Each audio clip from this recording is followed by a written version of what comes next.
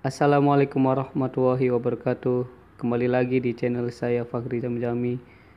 Kali ini saya akan menceritakan sejarah, adat, dan budaya yang ada di tatar tanah Sunda dan di tatar tanah Jawa.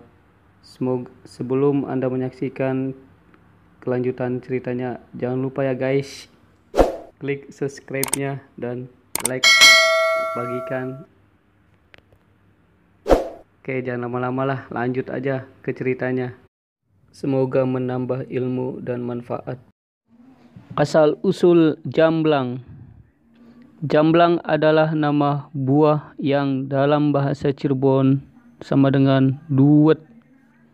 Nama Jamblang kemudian dipakai untuk nama sebuah daerah. Di tempat itu terdapat sebuah pasar bernama Jamblang. Nama Jamblang semula di pinggir sungai dan di tempat itu terdapat pohon jamblang yang sangat besar. Nama tempat dengan nama Jamblang mula-mula diucapkan oleh seorang pedagang dari negeri Cina. Pada waktu itu lalu lintas manusia masih banyak menggunakan jalan sungai dengan naik perahu. Kendaraan darat belum banyak dibuat orang. Pedati dan dokar masih jarang. Para pedagang kebanyakan dari Cina berlabuh di pelabuhan Celangcang, meneruskan membawa dagang barangnya dengan perahu sampai ke pedalaman. Di pedalaman belum banyak nama-nama kampung, karenanya pada pedagang yang hilir mudik melalui jalan sungai pada waktu itu menyebutkan daerah yang penuh didatanginya dengan mengenal pohon sebuah tanda.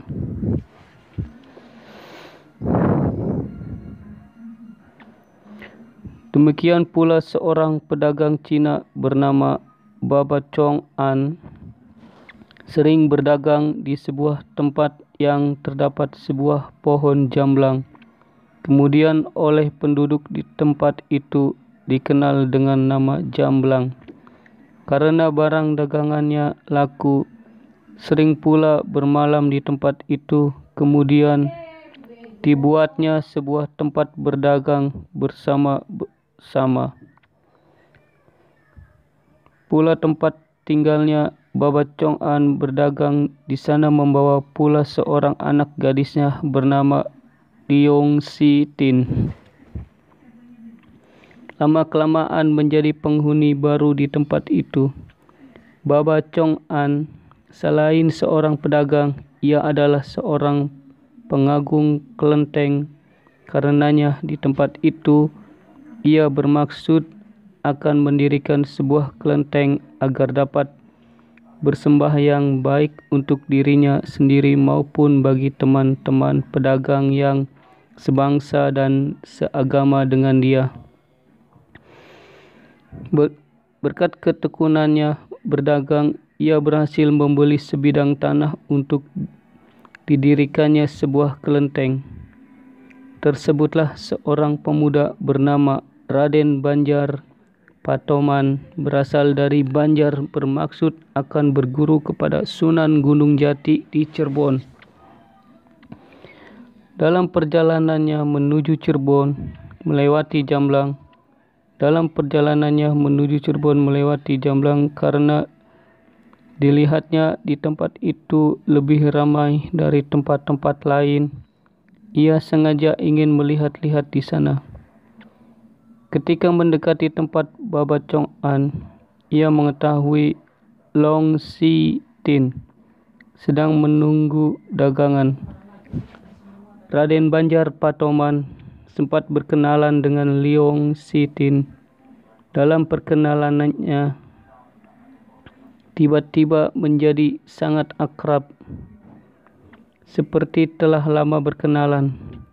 Ketika Raden Banjar Patoman minta diri untuk meneruskan perjalanannya, Liong Si Tin menggodanya. Ketika Raden Banjar Patoman minta diri untuk meneruskan perjalanannya. Leong Sitin menggodanya. Ia menyatakan ingin ikut ke Cirebon, ingin mengetahui keadaan di Cirebon. Raden Banjar Patoman berterus terang kepada Leong Sitin bahwa ia ingin pergi bersama.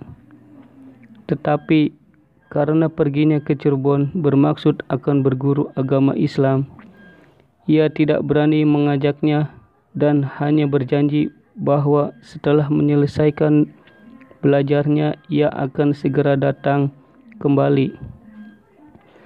Dikatakannya pula dengan berterus terang ia akan kembali berkunjung karena hatinya telah mencintai Leong Sitin. Leong Sitin tidak menjawabnya, hanya memandang tajam dan memegangi tangan Raden Banjar Patoman menjadi semakin erat dan tidak mau melepaskannya pergi. Namun akhirnya hanya mengumpat dengan berkata perlahan, hampir tidak terdengar. Perlahan-lahan dilepasnya tangan Raden Banjar Patoman, namun terhadapnya penuh menyampaikan perasaan cintanya yang memikat. Raden Banjar Patoman terasa berat melangkahkan kakinya agar meninggalkan kekasihnya yang baru didapatnya. Namun hatinya segera dikuatkan dengan keinginannya berguru. Berjalanlah perlahan-lahan meninggalkan tempat itu, diiringkan sepasang mata yang terus memandanginya. Di Cirebon, Sunan Gunung Jati setelah mengadakan musyawarah wali sanga di Gunung Ciremai, segera mengundang Sunan Rangga. Sunan Rangga adalah sebuah kepada Ki Kuwu Cakrabuana, dimintakan agar segera dapat mengumpulkan kayu jati yang akan digunakan untuk membangun Masjid Agung Sang Cipta. Membangun Masjid Agung Sang Cipta Rasa Cirebon. Sunan Rangga setelah mendengar perintah tersebut segera berunding dengan Sunan Kalijaga perihal kayu jati yang akan diambilnya. Sunan Rangga menjelaskan adanya kayu-kayu harus dikumpulkannya, bahwa kayu itu akan diambil dari alas jati Si Gentong. Seorang bernama Nyi Rara Denok yang memiliki alas jati Si Gentong berkenan menyumbangkan kayu yang bernama Si Topeng yang berada di sebuah pulau kecil bernama Pulau Rancang. Sekarang Pulau Rancang adalah sebuah dusun di desa Gegesik Kulon, kecamatan Gegesik. Di pusat bumi Sunan Gunung Jati tengah menghadapi seorang pemuda bernama Raden Banjar Patoman yang meminta diajar agama Islam. Sunan Gunung Jati menerima permintaannya. Diperintahkan agar bersabar menunggu sampai Sunan Kalijaga telah kembali dari pekerjaan menebangan kayu jati untuk pembangunan Masjid Agung Cirebon. Banjar Patoman merasa dengan dikatakannya oleh Sunan Gunung Jati tentang suatu pekerjaan yang sedang dilakukan. Merasa dirinya sebagai murid, alangkah baiknya kalau ia dapat membantunya. Bersembahlah Raden Banjar Patoman di hadapan Sunan Gunung Jati dan memohon dengan segala kerendahan hatinya untuk ikut bekerja dalam mengumpulkan kayu-kayu jati itu. Sunan Gunung Jati memahami permintaan Raden Banjar Patoman, maka diperintahkan Raden Banjar Patoman untuk bergabung dengan Sunan Rangga dan Sunan Kalijaga beserta penebang lainnya yang telah berada di Pulau Rancang.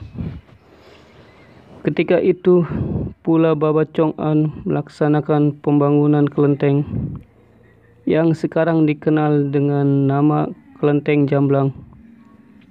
Akan tetapi dalam pembangunan kelenteng tersebut kekurangan kayu untuk bubungan. Menurut cerita bahwa bubungan kelenteng Jamblang adalah kayu jati si gentong dari Pulau Rancang. Bantuan dari Raden Banjar Patoman, tentunya atas izin Sunan Gunung Jati.